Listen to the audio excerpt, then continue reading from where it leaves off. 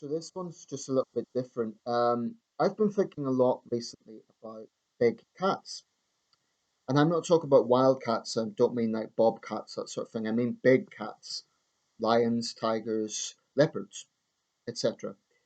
Um, I occasionally get these little phases where I'll focus on a particular animal and just have an interest in them, do research and so on. So, for example, it might be sharks at one point, it might be crocodiles and alligators at another, and yeah. Anyway, I'm just going for a big cat phase. Um, yes, I have seen the new Lion King, and I really enjoyed it. I watched it with my young niece and nephew in Farnborough, Hampshire, and I enjoyed it. Um, I came across a video about big cats in Britain, and it's only 10 minutes long. I'll put a link in this video, posted by Grizzly Bournemouth. Um, it's an interesting subject, but before I get into that, just a few fun facts that, just to spread knowledge, I guess. The famous MGM lion, right? The lion that's used in the MGM logo, film logo. It's a real lion. They recorded that. I think there's been six different individual cats that have done that, but the actual sound that you hear apparently is a tiger. Because if you compare a tiger's roar and the lion's roar, both are deep, both are intimidating, but I think most people will conclude that a tiger has a more intimidating pitch. I find lion roar to be majestic, deep, very nasally, and powerful, of course, but a tiger's roar is there's real dangerous intent there. Whereas I think a lion's roar is more just a statement of power rather than dangerous intent, although of course both are dangerous. The biggest cat that can still purr apparently is cheetah.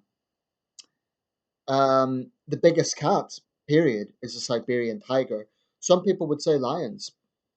Well, lions are slightly taller apparently at the shoulder, but their overall mass is slightly less. A large Siberian tiger can grow to 380 kilos, whereas a large African male lion, maybe 300 kilos max. And unless I'm mistaken, that's the figures I've seen.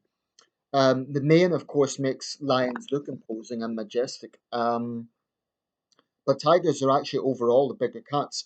And my personal feeling is on a 1-to-1, a large Bengal tiger versus a large African lion, it would be close. But given that lions work in groups, in a one-on-one fair fight, I think the tiger would probably have the dominance. I think overall, although both cats are powerful, a tiger probably has the edge.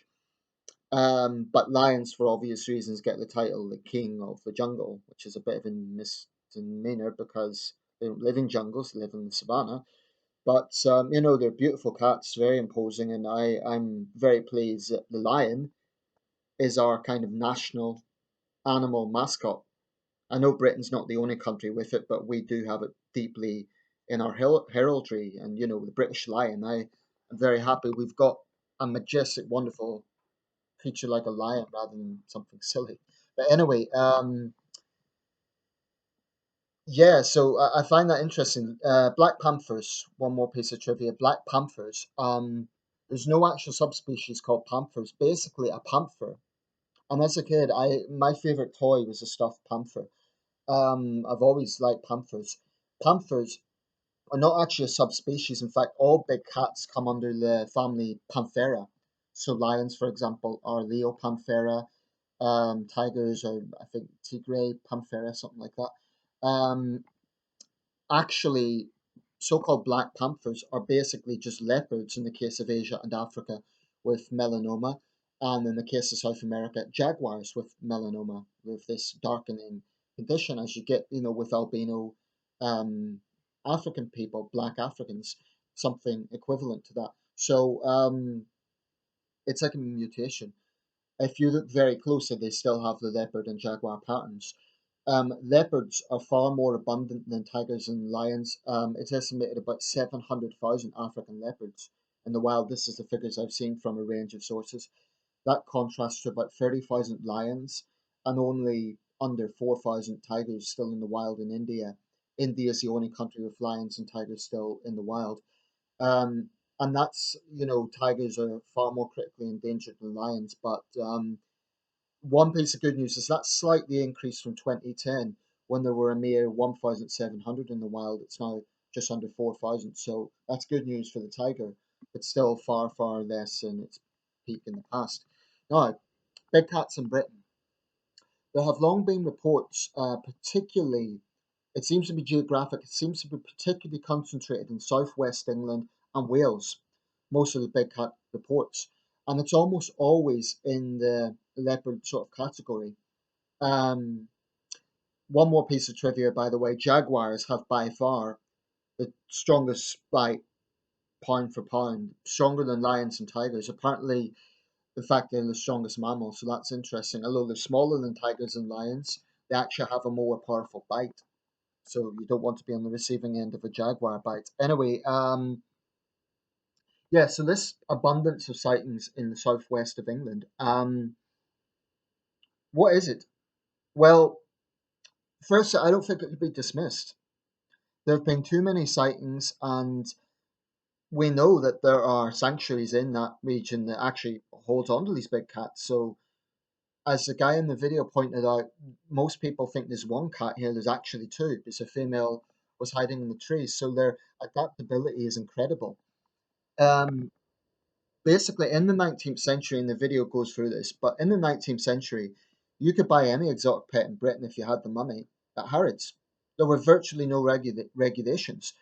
And it's incredible that it took until 1976, this is much later than I realized, to have to have a legal license to have an exotic pet. 1976, that's pretty late. So people who already had these animals without a license had a choice either get a license or basically just release them, which seems incredibly reckless in retrospect. Some of them I assume would have been sent to zoos or safari parks or whatever, but I think it's very plausible that some of those cats that were simply released, or even earlier cats that were released from the Victorian pets, I think it's very plausible that they would have bred in the wild. The reason there's been so few human attacks in this country, if any, is because they're going to focus on rabbits, sheep, goats, which we have abundance of. And although a human would make a bigger meal, we're also dangerous. And they know that. So, as a predator, it wouldn't help them if, for example, we injured them in an attack that would take out their predatory skills in a way that a rabbit, for example, couldn't. So, I think it's very plausible. There's been so many photograph sightings that there is. I believe it's very small. I think it's probably in the hundreds. But I do believe we possibly have big cats in this country, in the wild, that came from those um, Victorian offshoots of the pets that people bought, offspring, I should say. I reckon, I mean, this is purely guess, but I would say maybe a couple of hundred wandering around. I mean, if you look at the southwest of England, with the exceptions of Bournemouth, Plymouth, I mean, like the southwest peninsula, and with the exceptions of Bournemouth and Plymouth, and maybe Taunton, it's pretty rural. Exmoor and Dartmoor are pretty big areas, so it's very plausible that these big cats could blend in. There's plenty of livestock to give them a food supply. The question really is, what do we do? Do we make them a protected species? Do we try to catch them all? I mean, what's the best approach? But anyway, it's an interesting subject, and it's quite a thought to think that we do actually have, although they weren't native to begin with, they've become integrated to our ecosystem. So it's interesting. I'll put a link to that video, and yeah, let me know your thoughts.